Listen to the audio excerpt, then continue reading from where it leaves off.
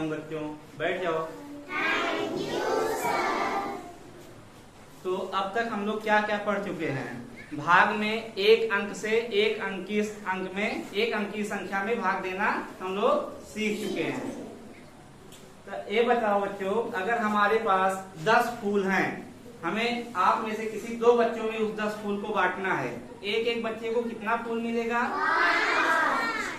अगर हमारे पास 20 सेब हैं, उसे 2 बच्चों में बांटना है, तो एक एक बच्चे को कितना कितना सेब मिलेगा? हम लोग इस प्रक्रिया को किस विधि से बता रहे हैं? उत्तर भाग विधि से। हम लोग भाग देंगे तो उत्तर मिल जाएगा। तो आज हम लोग सीखेंगे 2 अंकों वाली संख्या में 1 अंक से भाग देना। ठीक है?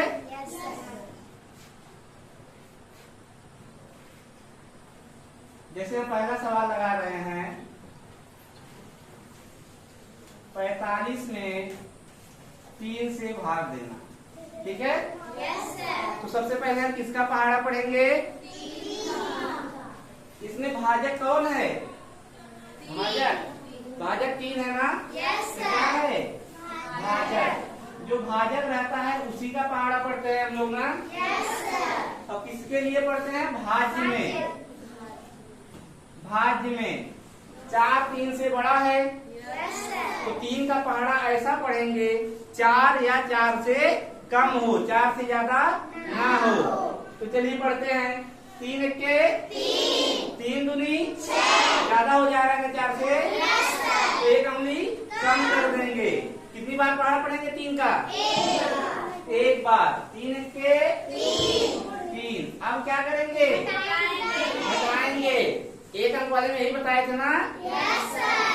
4 में से 3 को घटाएंगे। 4 में से 3 को घटाओगे कितना आ जाएगा?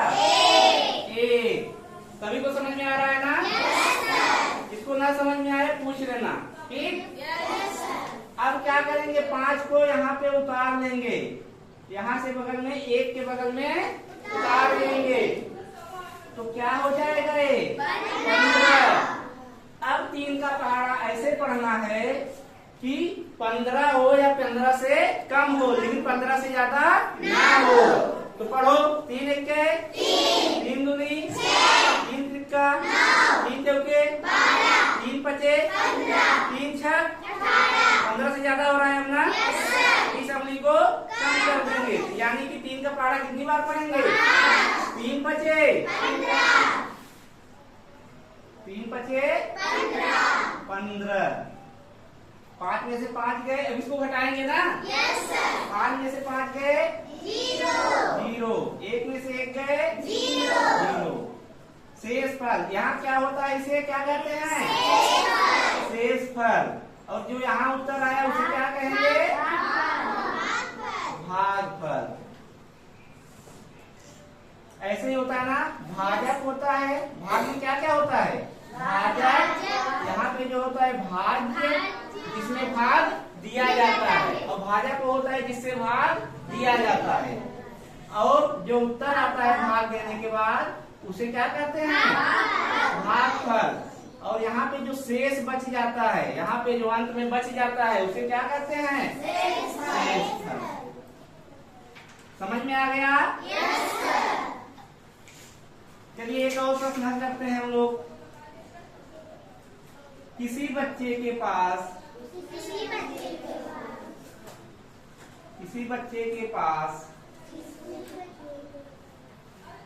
45 वर्ष हो गए, 60 सेब हैं। उसे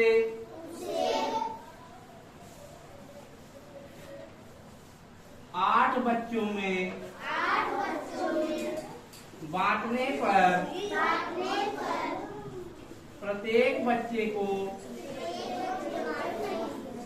कितना सेब मिलेगा? अब इस सवाल को हल करने के लिए हम लोग क्या करेंगे? भाग देंगे। इसमें भाग क्या है? 60। और कितने बच्चों में बांटना है? 8। ये हो जाएगा भाजक। तो भाज्य को कहाँ लिखेंगे? बीच में। और भाजक को यहाँ पे जिससे भाग दिया जाता है उसको उसके बगल में। जैसे ये देखो भाजक और भाज्य। अब इसको हम लोग हल करेंगे, देखें कितना आता है। एक बच्चे को कितना सेब मिलेगा और कितना बचेगा। तो क्या करेंगे, 60 है ना, 8 का पहाड़ा पढ़ेंगे। 6 तो छोटा है तो इसलिए 6 में नहीं करेंगे, बगल वाला भी जोड़ देंगे। ठीक, 8 से 60 में भाग देंगे। 8 का पहाड़ा पढ़ो, 60 से ज्यादा ना हो। 8 एक के 8 दूनी 8 त्रिक 8 चौक 8 पाँच 8 छः 8 सत्ते 8 अठाई 60 से ज्यादा हो रहा है ना, 64 हो जा रहा है ना। एक उंगली 7 बार पढ़ेंगे तो 60 से कम आएगा।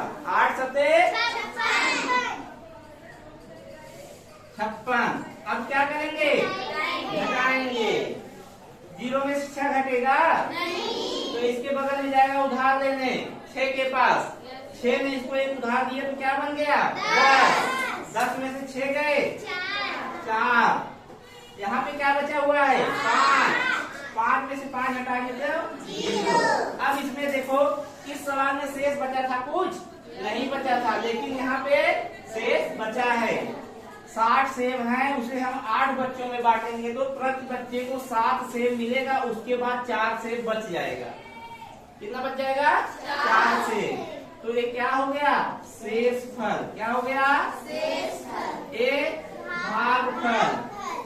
भागफल कितना आया, 7। यहाँ पे भाजक कौन है, 8 और भाज्य क्या है, 7। आप लोग को समझ में आ गया ना, भाजक और भाज्य भागफल शेषफल क्या होता है। किसी भी वस्तु को अगर हम कितने भागों में बांटेंगे, जो उत्तर आएगा, अगर पूरा पूरा बढ़ जाएगा तो शेषफल 0 आएगा। अगर कुछ बच जाएगा तो फिर शेषफल आएगा। भाग में क्या क्या चीजें होती हैं, भाजक होता है, भाज्य होते हैं, भागफल होता है और शेषफल होता है। अब आप लोग भाग लगा लोगे, हम सवाल दे लगाओगे।